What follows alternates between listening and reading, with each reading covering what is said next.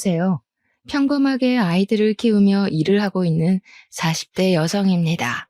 사람들이 말하길 안락한 환경에 안주하게 되면 발전이 없기 때문에 성공을 하고 앞으로 나아가기 위해서는 꼭 시련과 위기가 있어야 한다고 하는데요. 겪어보니 꼭 그런 것도 아니더라고요. 그리 긴 인생을 살아온 것은 아니지만 부모에게 버림받고 인생의 모든 쓴맛을 다 맛본 결과 견디기 힘든 위기와 시련은 사람을 성장시키는 것이 아닌 절망의 구렁텅이에 빠지게 하는 것 같네요. 가끔은 지금의 삶을 만족하는 것과 별개로 부모에게 버림을 받지 않았다면 더 나은 사람이 될 수 있지 않았을까 싶기도 합니다. 하지만 이미 지난 과거를 되돌릴 수는 없기에 지난날 부모에게 받지 못한 사랑을 자식들에게 최대한 나눠주려 노력하고 있어요. 오늘 말을 꺼내는 것도 고통스러운 과거를 사연으로 보내는 이유 또한 저와 비슷한 처지인 시청자분들에게 조금이나마 위안이 되고자 해서죠. 그럼 지금부터 힘들었던 지난날에 대한 이야기를 꺼내보려고 합니다. 모두들 저의 이야기에 귀를 기울여 주세요. 식탁에 키가 닿지 않았던 꼬꼬마 시절부터 저는 혼자서 밥을 차려 먹는 것이 당연했어요. 어머니가 돌아가시고부터 아버지께서는 남아있는 자식인 저를 사랑과 정성으로 아껴주시기보다 자신의 마누라를 잡아먹는 천덕꾸러기로 생각하셨거든요. 어머니가 돌아가신 후부터 평소에도 술 마시는 것을 좋아하시던 아버지는 알코올 중독자 수준으로 술에 절여진 채 생활을 하셨습니다.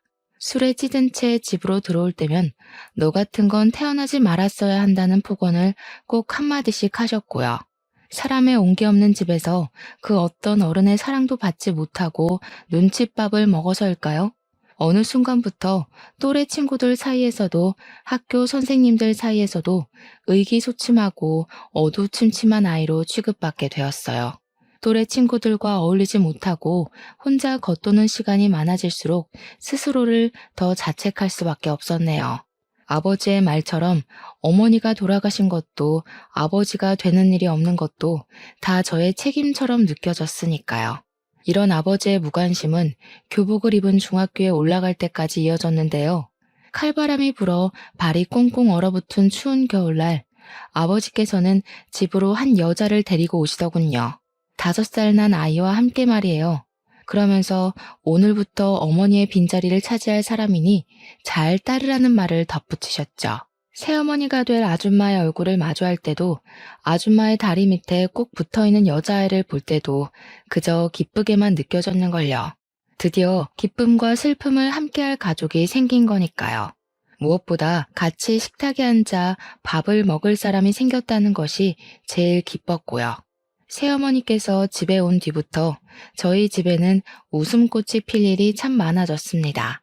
새어머니께서는 항상 따뜻한 국과 밥을 내어주셨거든요. 항상 냉기만이 감돌던 부엌에서 누군가가 나를 위해 음식을 만들어준다는 것 자체가 감동이었죠. 기억 속에 사라져가는 희미한 홍기를 느낄 수 있는 환경에 살 수 있다는 것 자체가 너무나 큰 행복이었는데요. 이런 행복은 아버지의 사망 소식과 함께 신기루처럼 사라지고 말았네요.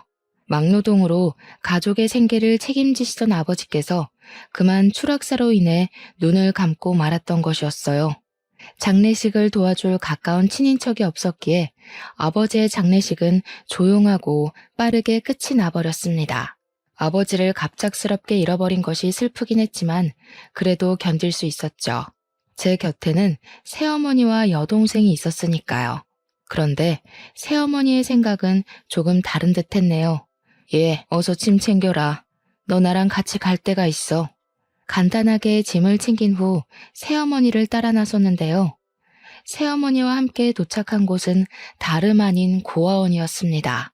새어머니께서는 이미 고아원 원장과 이야기가 되었는지 책가방을 메고 있는 등을 툭 밀치며 빨리 데려가라는 듯이 손을 팔랑이셨어요. 깜짝 놀랄 수밖에 없었습니다.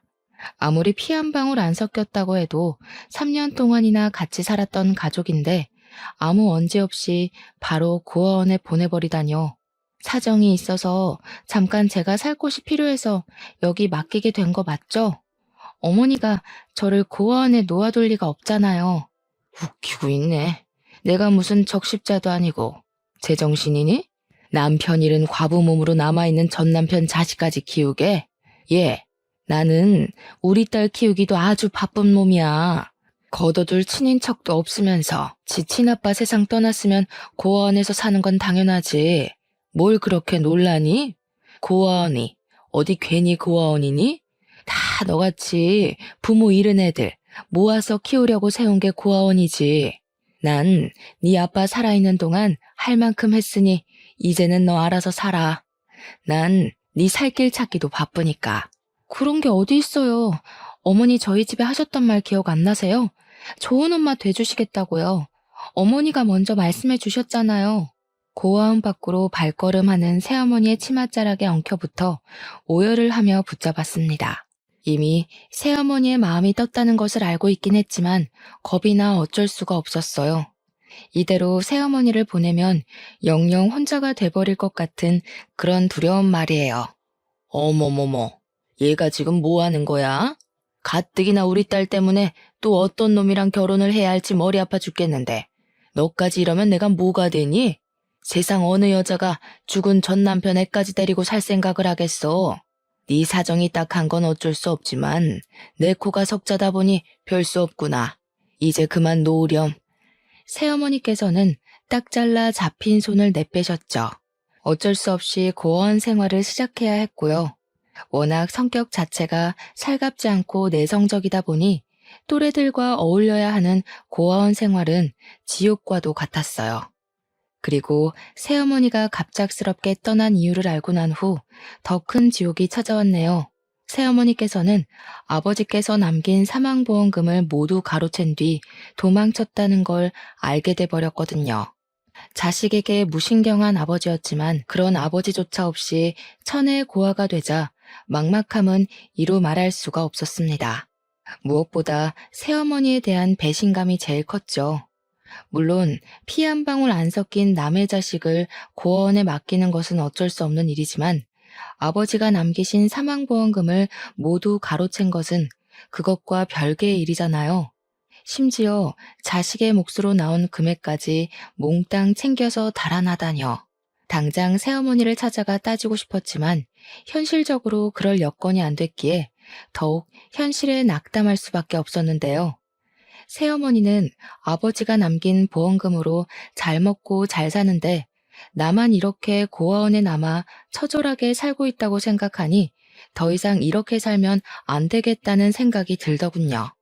그래서 마음을 고쳐먹고 열심히 살기로 결심을 하게 된 것이죠.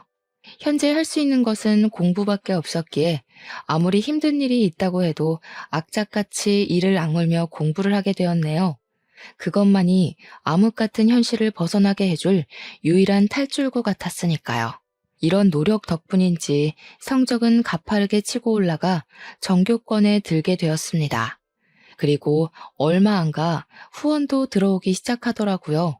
저의 사정을 딱하게 생각한 모 대학교의 교수님께서 성인이 된 후 자립을 할 때까지 후원을 해주기로 약속을 하셨거든요.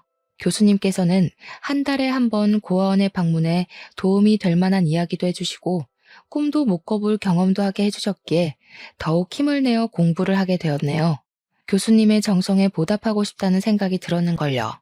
공부를 하며 힘든 순간은 불쑥불쑥 찾아왔지만 그때마다 교수님이 베풀어 주셨던 은혜를 생각하며 공부를 놓지 않았고 그 결과 서울에서 내노라는 명문대학교에 입학을 할 수 있었답니다. 대학교에 간 후 교수님께서는 제 손을 꼭 잡아주시며 그동안 고생했다고 따뜻한 위로의 말을 건네주셨습니다. 그 후로 교수님의 집에 자주 드나들며 교수님의 가족분들과 허물없는 사이로 지내게 되었죠. 교수님의 집에서 한 번도 경험해보지 못한 화목한 가정의 분위기를 느끼며 염치 없지만 교수님의 가족이 되고 싶다는 터무니없는 상상을 하기도 했는데요. 놀랍게도 하늘은 이 어처구니없는 소원을 이루어 주시더라고요. 같은 학교에 재학 중이던 교수님의 아들이 진지한 만남을 제안한 것이었죠. 만남을 시작했을 때만 하더라도 덜컥 겁이 났어요. 교수님께서 아들과의 교제를 반대할 수도 있는 거잖아요. 하지만 이런 걱정과는 달리 교제의 사실을 알리자 교수님께서는 저희의 사이를 흔쾌히 허락해 주더군요. 너그러운 마음으로 저희의 사이를 이해해 주신 교수님 덕분에 저희는 대학교를 졸업 후 행복한 마음으로 결혼식을 올릴 수 있었고요. 그렇게 결혼식을 올린 후 저희 부부는 시어머니의 집에서 살림을 시작하게 되었죠. 대학원을 진학해 교수로서의 꿈을 꾸는 남편과 다르게 대학교를 졸업한 후 저는 바로 학원 강사로 취업해 아이들을 가르치게 되었는데요. 시어머니께서는 학생들을 가르쳐 본 경험이 있어서인지 출퇴근하는 것을 이해해 주시며 직접 아침을 차려 주시기까지 하셨어요. 급하게 준비를 하고 나가야 할 때면 시어머니께서는 토스트를 입에 물려주기도 하면서요. 시누이 또한 여동생처럼 대해주셨기에 더할 나위 없이 행복한 나날의 연속이었네요. 그러던 중 결혼한 지 3년이 지나고 아이가 생겼습니다. 시댁 식구들은 뛸 듯이 기뻐했고 시어머니께서는 임신을 한 몸으로 집안일에 일절 신경을 쓰면 안 된다고 말씀하시며 가정부를 구해주기까지 하셨어요. 친가족에게조차 받아본 적 없는 사랑을 받고 나니 참 여러 감정이 스쳐가더군요. 시댁 식구들이 아니었다면 평생 동안 가족에게 사랑받는다는 것이 어떤 건지 모를 수도 있는 거였잖아요. 솔직히 피 한 방울 안 섞인 며느리를 이 정도까지 챙겨주는 시댁 식구들이 드물다는 것을 아니 더 감사하게 느껴졌습니다. 하지만 남편이 직접 고용한 가정부의 얼굴을 보는 순간 앞으로 창창할 것 같았던 앞날에는 먹구름이 끼기 시작했네요. 가정부는 다른 누구도 아닌 새어머니의 딸이었거든요. 시간이 오래 지났지만 새어머니를 빼다 박은 생김새 때문에 한눈에 알아볼 수 있었는걸요. 여동생 또한 저를 알아본 눈치였는지 굳은 표정으로 가족들 몰래 만나자는 말을 했죠. 너희 엄마가 내 몫으로 남겨놓은 아버지 보험금까지 다 가지고 도망간 거 모르지? 그때는 어려서 아무것도 몰랐다고 쳐도 이제는 알아들을 만큼 컸으니 내가 무슨 말을 하는지 잘 알 거라고 믿어. 물론 너는 아무런 잘못이 없기는 하지만 우리 아버지 돈까지 훔쳐 달아난 사람의 딸을 가정부로 들여서 얼굴 붉히며 살고 싶지는 않거든. 내 몸 편하자고 가정부를 들인 건데 가정부 때문에 집에 들어오기 싫을 정도로 불편하면 돈을 주면서까지 사람을 부릴 이유가 전혀 없잖아. 안 그래? 물론 여동생에게는 아무런 잘못이 없었지만 여동생이 얼굴을 보면 자꾸 새어머니가 생각이 나 말이 곱게 나가지 않았어요. 집에서 일하는 여동생을 보면 자꾸만 불편한 마음이 들어 태교에도 안 좋을 것 같았고요. 엄마가 언니한테 상처 줬던 건 내가 언니 집에서 일하면서 몸으로 갚을게. 그러니까 제발 내쫓지 말아줘, 언니. 엄마 병원비도 해도 한 달에 몇백씩 깨지는데 여기서 일 못하면 나 진짜 사채빚이라도 끌었어야 할지도 몰라. 아픈 곳 없이 정정하시던 분이 왜 병원 신세를 지시는 거야? 지병도 없으셨잖아. 그것도 옛날 말이지. 내가 이만큼 클 동안 시간이 많이 지났잖아. 사실 새아버지 돌아가시고 나서 우리 모녀 고생만 하면서 살았어. 이상하게 새아버지 돌아가신 후부터는 일이 잘 안 풀리더라고. 그리고 몇 달 전에는 교통사고를 크게 당해서 엄마 지금 식물인간인 채로 병실에 누워 계셔. 이런 거 보면 세상에 인과응보라는 게 있기는 한가 봐. 언니한테 상처 줬던 거 그대로 돌려받는 거지 뭐. 아무튼 나 여기서 계속 일할 수 있게 해줘. 언니 이렇게 부탁할게. 아버지 사망보험금을 훔쳐 달아난 새어머니가 밉기는 했지만 여동생의 사정을 들으니 짠한 마음을 감출 수는 없었네요. 하나밖에 없는 가족을 잃은 슬픔과 돈이 없으면 얼마나 비굴해질 수 있는지 그 누구보다도 잘 알 수 있었으니까요. 그래서 여동생이 가정부로 일하는 것을 승낙하게 되었죠.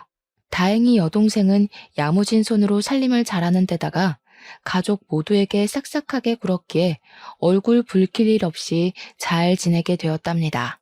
여동생은 같이 살았다는 이유로 무례하게 굴거나 하는 일도 없었고요.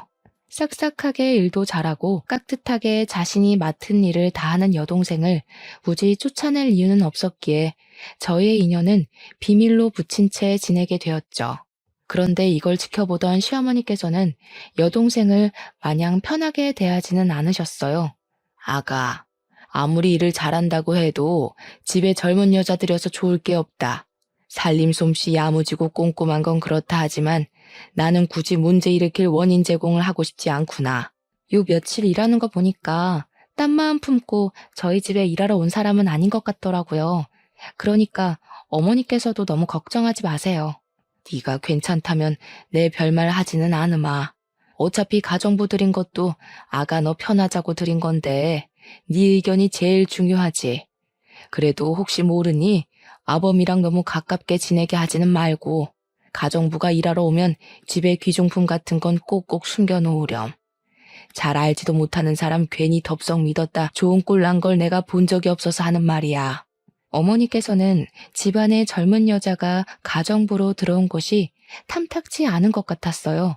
그 후로도 시어머니께서는 가끔씩 가정부를 바꾸는 것이 어떠냐고 말씀을 하셨는데요. 그럴 때마다 거절을 하고 말았네요. 어쩌면 임신 내내 가장 가까운 곳에서 옆을 지켜준 여동생에게 정이 들었는지도 몰랐죠. 시간은 흐르고 흘러 임신 막달이 다가오고 출산 예정일을 일주일 앞둔 날이었습니다. 미국에서 오랫동안 타지 생활을 하던 친구가 오랜만에 한국으로 입국을 한다고 하더군요. 마침 시댁 식구들은 다 바쁜 일이 있었기에 저를 공항으로 바래다 줄 사람은 없었어요. 이런 상황이 걱정이 되었는지 남편은 친구를 다음에 만나는 것을 권했죠. 자주 만날 수 있는 친구였다면 저 역시 다음 약속을 기약했겠지만 친구는 이번에 미국으로 출국을 하게 되면 언제 볼지 기약을 할 수 없었기에 약속을 잡게 되었어요. 남편은 택시를 타고 가라 말을 했지만 공항까지 택시비가 만만치 않았기에 직접 운전을 하게 되었는걸요. 그리고 친구를 만난 행복한 시간을 보낸 뒤 다시 집을 가기 위해 운전을 하게 되었는데요. 어둑한 도로를 달리던 중 바로 앞에는 역주행하는 차량이 보이더군요. 깜짝 놀라 어떻게든 차를 피하려고 했지만 브레이크를 밟았을 때는 이미 역주행한 차와 충돌을 한 후였기에 저는 그대로 의식을 잃고 쓰러지고 말았죠. 다시 깨어나 보니 병실 침대에 누워 있었어요. 문득 만진 배가 홀쭉해진 것을 확인하고 깜짝 놀라자 바로 옆에 있던 남편은 제 손을 잡으며 아이는 제왕절개로 태어나 아무 문제가 없다고 말을 해주었습니다. 아이가 괜찮다는 말에 안심하려는 찰나 남편은 눈가를 훔치며 지금 제가 어떤 상태인지 말을 해주었네요. 아직 공사 중이던 도로에는 CCTV가 설치되어 있지 않았기에 그대로 도주한 뺑소니범을 잡을 수가 없다고 했어요. 목격자도 없었기에 뺑소니범을 잡는 것은 불가능에 가까웠고요. 하지만 그것보다 더 큰 일은 교통사고 후유증으로 인해 평생 하반신 마비로 못 걷게 될 수도 있다는 것이었습니다. 충격적이었죠.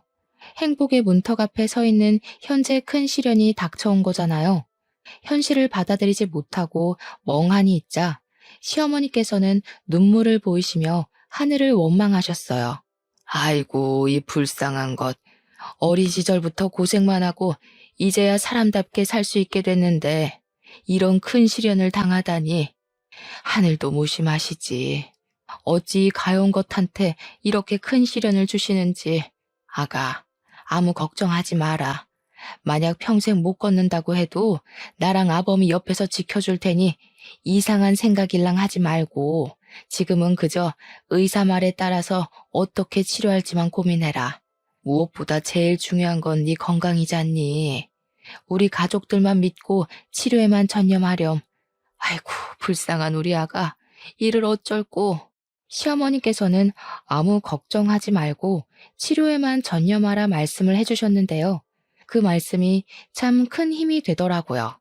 30년이란 시간을 살면서 한 번도 스스로를 먼저 생각하라고 말씀해 주신 어른은 안 계셨거든요. 곁에 아무도 없는 예전에 이런 큰일을 당했다면 하늘을 원망하며 삶을 포기했겠지만 든든하게 곁을 지켜주는 시댁 식구들이 있었기에 살아갈 용기를 낼 수 있었네요. 시어머니와의 면회가 끝난 후 병실로 찾아온 여동생 또한 저의 상태를 누구보다 걱정하며 치료를 하는 동안 힘이 되어주겠다 말을 하기도 했습니다. 언니가 다시 일어설 수 있을 때까지 내가 언니 곁에 있으면서 많이 도와줄게. 언니가 베풀어준 은혜 덕분에 다시 힘을 낼 수 있게 됐는데 나도 언니한테 도움이 돼주고 싶어. 비록 혈연적인 관계는 아니었지만 여동생은 다리가 나을 때까지 곁을 지켜주겠다고 약속을 하였고 여동생이 걱정 어린 말과 도와주려고 노력하는 행동을 보고 있자니 가슴이 징하게 아려왔습니다. 어떻게든 옆을 지켜주려는 여동생에게서 가족의 정을 느낄 수 있었으니까요. 그 후 여동생은 자신이 한 말을 지키려는 듯이 스스로 간병인 역할을 자처하며 큰 힘이 돼주었어요. 화장실을 가거나 샤워를 하는 등 사소한 것까지 불편하지 않게 도와주었죠. 옆에서 있는 듯 없는 듯 손과 발이 되어 도움을 주는 여동생 덕분에 재활치료에 전념할 수 있었는걸요. 물론 시댁 식구들 또한 많은 힘이 되어 주었고요. 그렇게 많은 사람들의 도움 속에서 저는 불과 6개월 만에 다시 걸을 수 있게 되었네요. 어떻게 보면 하반신 마비가 와 인생에서 제일 큰 절망 속에 갇혀 힘든 나날을 보낼 수도 있었지만 옆에서 힘이 되어주는 가족들과 하루가 다르게 커가며 기쁨을 주는 딸아이 덕분에 오히려 가장 행복한 시간을 보낼 수 있었어요. 그리고 이런 행복한 시간들 덕분에 힘을 내어 다시 학원에 복귀하여 강사로 일을 할 수 있었죠. 다시 학원에 복귀한 뒤로는 쭉 바쁜 나날이 이어졌어요. 학원에 복귀를 하자 반가움을 뒤로하고 부족한 강사 자리를 메꾸기 위해 눈코 뜰 새 없이 바쁘게 몸을 움직여야 됐거든요. 경력이 단절되지 않고 다시 일을 시작할 수 있었던 것은 정말 기쁜 일이었지만 그와 별개로 너무 바쁘다 보니 도저히 딸아이를 돌볼 시간이 나지 않더라고요. 그런데 참 감사하게도 이런 상황을 남편에게 전해들은 시누이가 자진해서 딸아이를 돌봐줬어요. 아이를 맡길 곳을 찾지 못해 발을 동동 구르는 동료 강사들을 보며 딸아이를 돌봐주는 시누이에게 진심으로 고마움을 느끼게 되었죠. 동료 강사들에 비해 수월하게 일을 하게 되어 동료 강사들이 걱정스러운 소리를 할 때면 말을 자동으로 아끼게 되었습니다. 그러던 중 아이가 있는 강사들과 이야기를 하던 중 베이비시터에 관한 이야기가 나오게 되었어요. 다른 사람에게 아이를 맡기는 것에 대한 걱정에 대해 토로하던 중 무의식 중으로 시누이가 아이를 돌봐준다고 말을 하게 됐습니다. 시누이한테 맡길 거면 차라리 일면식 없는 남한테 맡기는 게 더 낫지 않아요? 시누이가 애한테 무슨 짓을 할 줄 알고. 요즘에는 남보다 가족들 사이에서 애들 학대하는 게 더 심각한 문제라고 하잖아요. 그리고 아주 만약에 베이비시터가 애를 학대한다고 하면 돈 주고 부린 사람이니 자르면 그만인데 시누이는 아니잖아요? 막무가내로 굴어도 시댁 가족이란 이유로 계속 가족 행사 있을 때마다 얼굴 부딪혀야 되잖아요. 그럴 바에는 돈 주고 사람 부리는 게 낫지. 다른 사람은 어떨지 모르지만 저희 형님은 그럴 뿐이 아니어서요. 걱정은 감사하지만 저희 형님한테 맡기는 게 더 편해서요. 딸아이도 형님이랑 조카를 잘 따르기도 하고요. 괜히 모르는 사람 집에 들여서 잘 지내는 딸한테 혼란 주고 싶지 않아요. 어머, 우리 이 선생님 이렇게 순진해서 그동안 험난한 현실을 어떻게 살았는지 모르겠네. 시댁 식구가 괜히 시댁 식구겠어요? 언제라도 남의 집 식구인 며느리한테 시짜짓 하려고 시댁 식구인 거지. 아무리 사람이 좋다고 해도 친정 식구랑은 다르죠. 이 선생님도 괜히 고집 부리지 말고 사람 부리는 거 한번 생각해 봐요.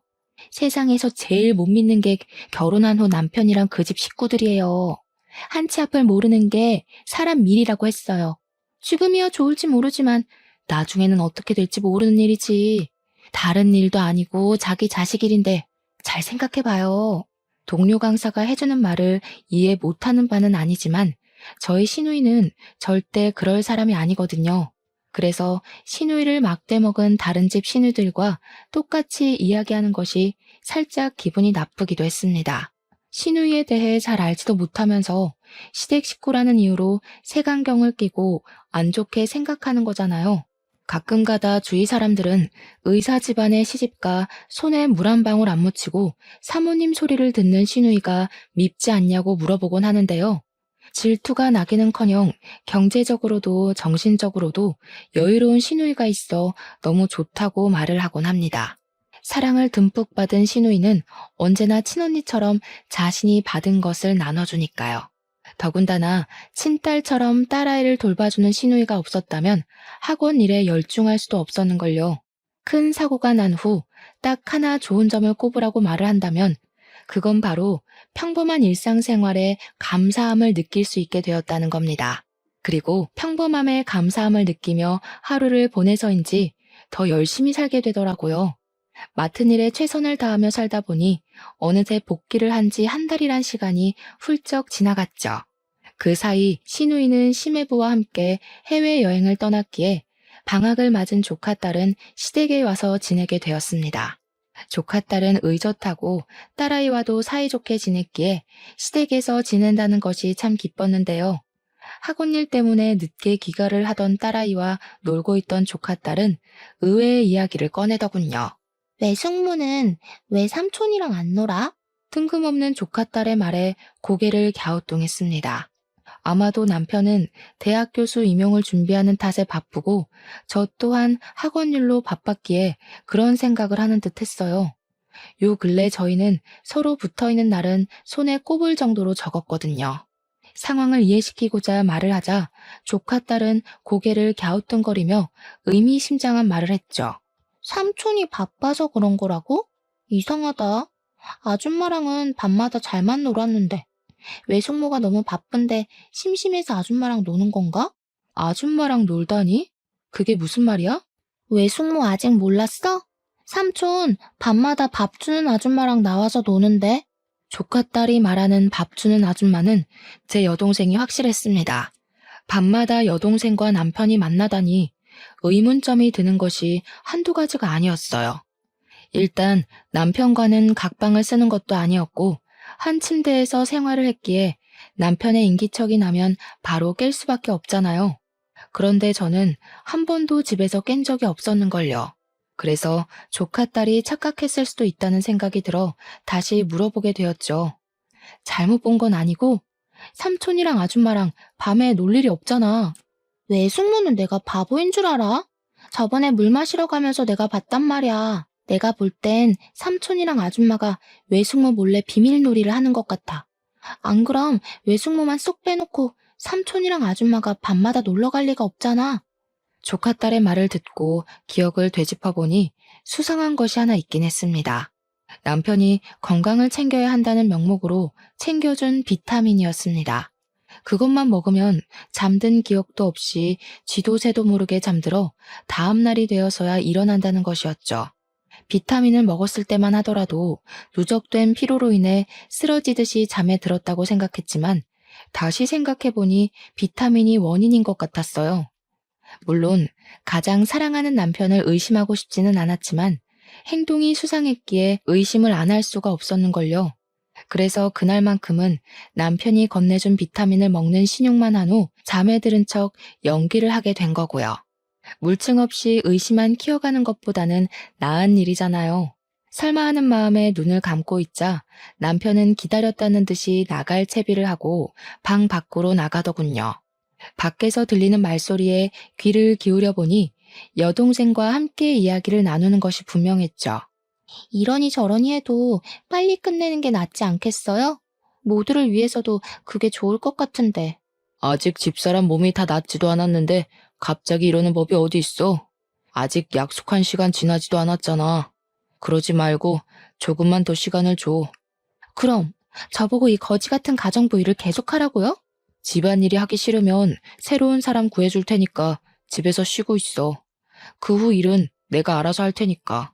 아이고, 내가 집에 없으면 그 사이 어떤 일이 일어날 줄 알고 쓸데없는 소리 하지 말고 따라 나와요. 시간 없으니까. 목 끝까지 이불을 덮고 있는데도 한겨울에 발가벗겨져 있는 것처럼 소름이 싹 돋았어요. 그동안 남편과 여동생은 저의 눈을 속여가며 밤마다 만났다는 것이 분명해졌으니까요. 가슴에서는 우라통이 터지고 몸은 꼼짝할 수 없을 만큼 무거웠지만 두 사람의 비밀을 알게 된 이상 손 놓고 바보처럼 있을 수만은 없었습니다.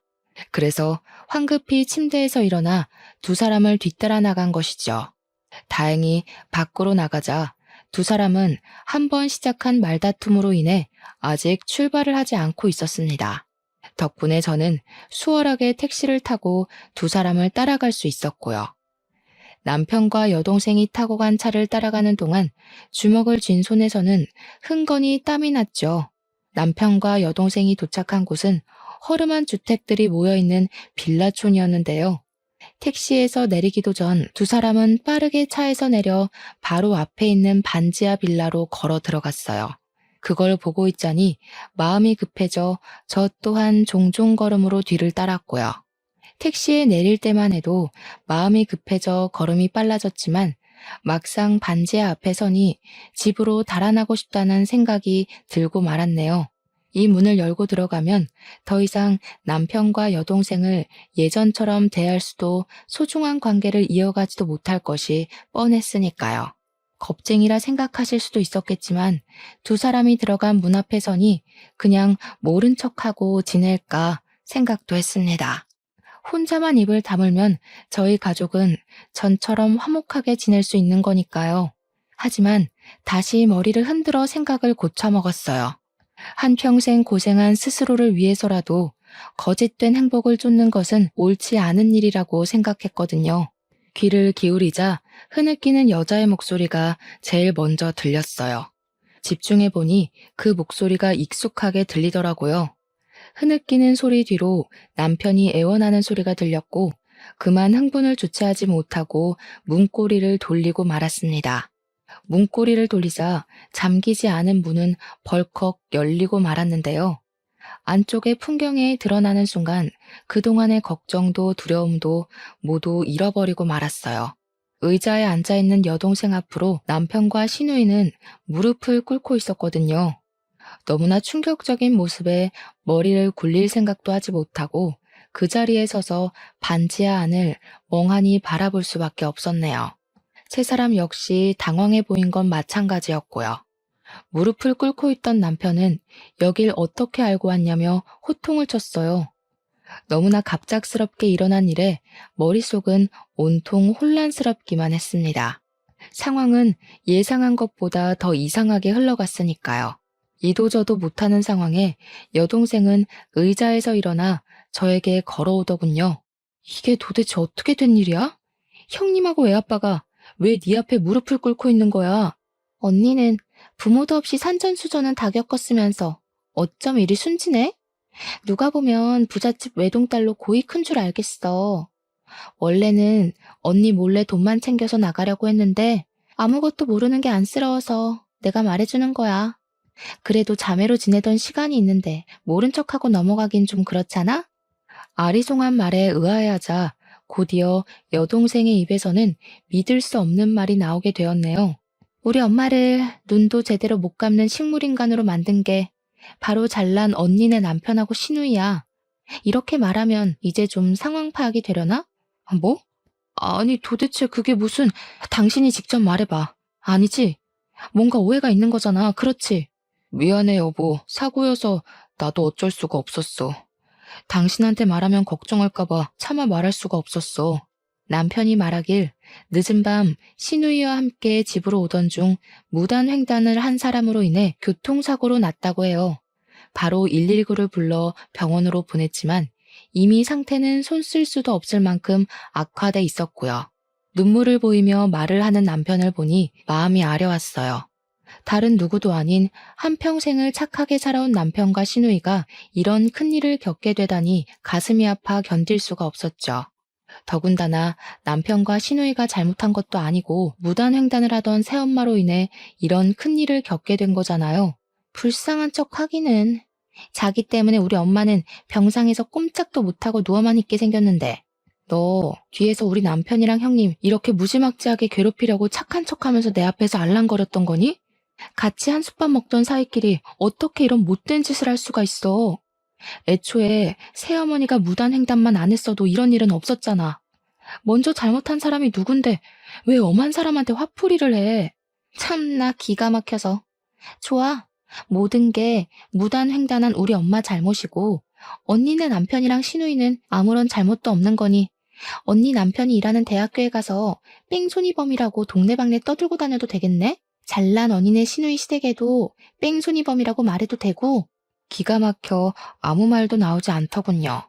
뻔뻔하게 나오는 여동생을 보고 나서야 알게 되었습니다. 여동생은 그동안 남편의 교수 임용이 얼마 남지 않은 것과 모두 의사 집안인 신우인의 시댁에 실체를 알리겠다고 협박을 하며 그 빌미로 돈을 뜯어낸 것이었죠. 그동안 가장 가까운 곁에서 다리를 회복할 수 있도록 도와준 여동생의 착한 마음씨에 감동해 간신히 마음의 문을 열기 시작했는데 모든 것이 다 거짓이었던 거잖아요. 너를 동생이라 생각하고 지금까지 품고 있었던 시간이 아깝다. 네 속이 이렇게 시커먼 줄 알았으면 진작 내치는 거였는데 그동안 내가 눈이 멀어서 그 시커먼 속내를 눈치채지 못했어. 동생이라니? 당신한테 가족은 돌아가신 장인어른만 있었던 거 아니야? 의연중에 나온 동생이란 말에 남편은 의아해했고 저는 그동안 여동생과 비밀로 했던 속내를 말하게 되었네요. 말을 하고 보니 이상했어요. 새어머니에 대한 복수를 하고 싶었으면 가정부로 일할 것이 아니라 그냥 남편과 시누이에게 돈을 요구하기만 하면 되는 거잖아요. 또 다른 속내가 있을까 여동생에게 물어보았는데요. 여동생은 피식거리며 당연하다는 듯이 상상도 못한 말을 술술 내뱉더군요. 원래 돈 많은 집은 밖이 아니라 안에서 티가 나는 법이잖아. 밖에서 푼돈 받으며 돈 걱정할 바에는 집에 들어와서 얼마 받아낼 수 있을지 머릿속에서 계산기 두드리는 게 훨씬 낫잖아? 그리고 문자나 전화로 협박해봤자 신경이나 쓰겠어? 얼굴 보이면서 알짱거려야 숨통 조여야 돈도 따박따박 바치지. 그래서 일부러 가정부로 들어온 거야. 저는 얼굴이 저절로 찌푸려졌어요. 돈을 더 뜯어내기 위해 가정부로 들어오다니요. 언니라고 말하며 따르던 것도 진심 어린 병간호도 모두 돈을 뜯어내기 위한 수단이었다고 생각하니 저도 모르게 눈물이 앞을 가렸습니다. 애초에 돈을 뜯을 목적이었으면 병간호 같은 건 안 해도 되는 거였으니까요. 간신히 속상한 마음을 넘기고 묻자 여동생은 재활치료를 도와준 명목으로 시어머니와 친해져 재산 상태를 파악하기 위해서라고 답을 했네요. 다리 다친 까치를 도와줘도 은혜를 갚는다던데 나도 언니 다리 고쳐준 값은 톡톡히 받아내야지. 지금까지 착한 여동생 가면 쓰고 고생한 게 얼마인데 긴 말 안 할 테니 언니네 시어머니 명의로 되어 있는 땅덩어리는 나한테 넘겨줘야 되겠어. 그게 어떤 땅인데 네가 그걸 탐내. 무슨 사연 있는지는 내 알 바 아니니까 땅 문서나 내놔. 원래 자식이 사고치면 그 부모가 대신 갚는 거잖아? 강남에 있는 땅덩어리만 넘겨주면 뺑소니 일도 눈 감아줄 테니까 잘 생각해봐. 앞으로 교수님 소리 들으면서 호강할 일만 남았는데 땅덩이 하나 때문에 평생 노력한 걸 물거품으로 만들 수는 없는 일이잖아. 그렇게 신경전이 이어지고 있던 찰나 거칠게 집 문이 두들겨지자 기세등등하던 여동생은 신경질적으로 누구냐고 답을 한 후 문을 열었는데요. 문이 열리자마자 집 안으로 4~5명 되는 형사가 들이닥치더군요. 그러면서 여동생의 팔목에 수갑을 채웠고요. 곧이어 형사는 저희에게 경찰서로 같이 가줘야겠다는 말을 했죠. 그리고 경찰서에 도착한 저희는 형사의 입에서 경악할 만한 이야기를 듣게 되었네요. 저를 하반신 마비로 만들었던 뺑소니범이 다름 아닌 여동생이라는 것이었죠. CCTV도 없는 으슥한 곳이라 절대 못 잡을 거라고 생각했었는데 공범을 저지른 한 남자가 음주운전으로 뺑소니를 저질렀다며 자백을 한 것이었죠. 자백을 한 사람은 다름 아닌 여동생의 남자친구였고요. 말을 들어보니 여동생이 약속한 돈을 주지 않은 것과 이별을 고한 것에 앙심을 품고 모든 것을 다 털어놓은 것이었죠. 저를 죽을 뻔한 것도 모자라 뻔뻔하게 제일 소중한 시댁 식구들을 협박한 여동생을 절대 용서할 수 없었네요. 언니, 내가 일부러 비밀로 한 게 아니라 그때는 술에 너무 취해서 정신이 없어서 그랬어. 그 이후로는 엄마 때문에 신경 쓸 게 한두 가지가 아니다 보니 까맣게 잊고 있었고 가족이 잘못한 건 덮고 넘어간다는데 이번 한 번만 용서해주면 안 될까? 언니 다리가 불구가 돼서 휠체어 신세진 것도 아니고 완치해서 일상생활하는데 아무런 문제도 없잖아. 이번 합의만 잘해주면 언니 남편 일도 없던 걸로 해줄게. 물론 내 잘못으로 언니 다리가 다친 건 맞지만 내 덕분에 다시 걸을 수 있게 된 거잖아. 모든 게 다 원상복귀된 와중에 동생을 처벌하는 건 말도 안 되는 얘기잖아. 언니, 이번만 그냥 넘어가줘. 내가 이렇게 부탁할게. 기가 막혀서 자기 엄마 내세워 돈 뜯어내려고 눈에 불을 켜고 달려들 땐 언제고. 이제 와서 선처를 해달라고? 누구 마음대로. 너 하나 때문에 고생한 걸 생각해서라도 절대 안 될 말이지. 내가 선처해주면 또 어디 가서 쓸데없는 짓거리를 하고 다닐 줄 누가 아니? 언니, 알았어. 내가 잘못한 거 인정할게. 동생이 마지막으로 하는 부탁이라 생각하고 선처 한 번만 해줘. 나 아니면 또 우리 엄마는 누가 돌보는데? 엄마가 불쌍하지도 않아? 자신의 잘못이 까발리고 난 후에야 잘못을 비는 여동생의 모습을 보니 우라통이 터졌습니다. 더 이상 여동생에 대한 정은 눈꽃만큼도 남아있지 않았어요. 당장 가족들에게 화를 끼친 진상을 눈앞에서 치우고 싶은 생각뿐이었고요. 가족들을 구렁텅이에 빠뜨린 걸로도 모자라 돈까지 뜯어내려 한 여동생을 절대 용서할 수 없었거든요. 그렇게 모든 것을 법의 심판에 맡기고 집에 돌아오게 되었는데요. 집에 오자마자 누군가 저희 집 문을 매섭게 두드리더군요. 밖으로 나가보니 식물인간으로 누워있어야 할 새어머니께서 두 발로 서서 저희를 노려보고 있었는걸요. 깜짝 놀라기도 전에 새어머니께서는 바닥에 머리를 조아리며 한 번만 선처를 해달라고 빌었습니다. 말을 들어보니 새어머니는 그동안 교통사고를 유발해 받은 위로금으로 생활을 한 모양이었어요. 새어머니께서는 모든 것을 고백하며 모든 것은 다 자기 잘못이니 여동생만큼은 제발 감옥에 보내지 말아달라고 사정을 하더군요. 남의 딸은 쓰레기 버리듯이 고아원에 잘만 버려놓고 자기 딸은 대신 감옥에 갈 만큼 소중했나 보죠? 난 절대 합의해줄 생각 없으니까 감옥에 가는 딸이 걱정되면 같이 감옥에 들어가서 말동무라도 해주세요. 어차피 아줌마도 곧 보험 사기단으로 감옥에 들어갈 텐데. 뭐야? 어미가 이 정도로 고개 숙이고 들어가줬으면 알아도 모르는 척 눈 감아주는 게 상책이지. 이래서 남의 자식은 거둬서 키우는 게 아니라고 했는데 지 애비 죽고 고아원에 간 것만 생각하지 내가 지한테 어미 노릇을 해주려고 얼마나 애를 썼는지는 생각도 못해. 한 것이라고는 고작 아버지가 계신 앞에서 방긋거리며 머리를 쓰다듬어주고 밥을 챙겨주는 정도였던 새어머니 입에서 어머니 노릇이란 말이 나오니 저도 모르게 실소가 터져나오고 말았네요.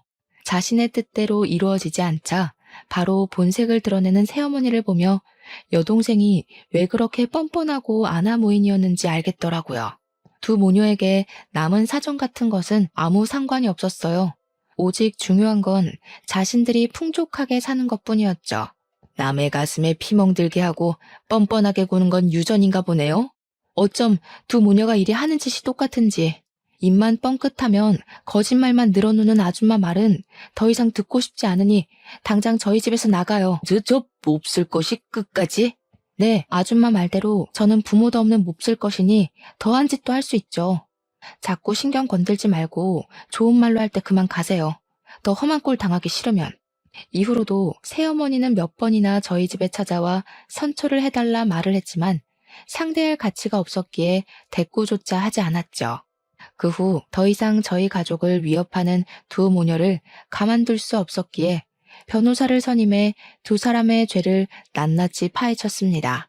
다행히 증거는 차고 넘쳤기에 두 사람 모두 법적인 구속을 피할 수가 없었어요.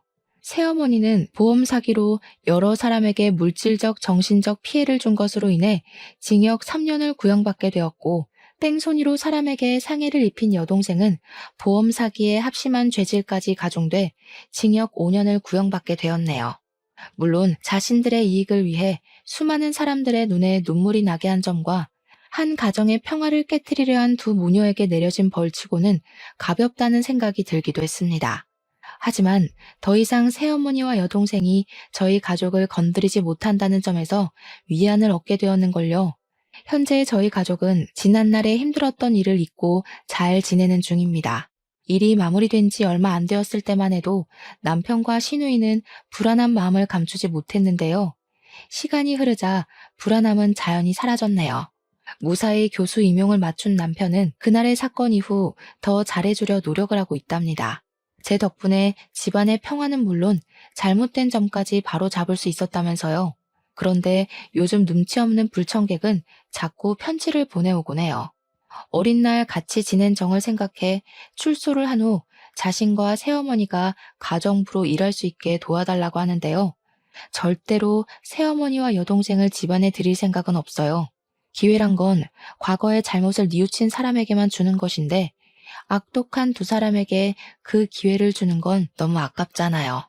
똑같이 힘들었지만 학원 강사가 되어 평범하게 사는 저와 다르게 징역살이를 하며 자기 팔자를 꼰 새어머니와 여동생을 보니 이런 생각이 들더군요.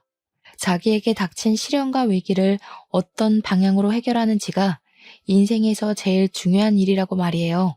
그런 의미에서 현재 말 못한 사정으로 힘들어하는 시청자분들께서도 제가 쓴 사연을 들으신 후 절대로 나쁜 유혹에 빠지지 말고 꿋꿋하게 올바른 길로 향하며 힘든 과정을 이겨내시기 바랄게요. 그렇게 된다면 꼭 인생에 꽃필 날이 오기 마련이니까요.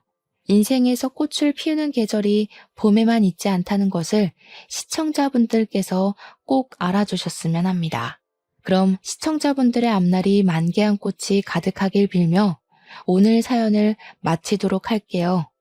지금까지 사연을 시청해주신 모든 분들 진심으로 감사드립니다.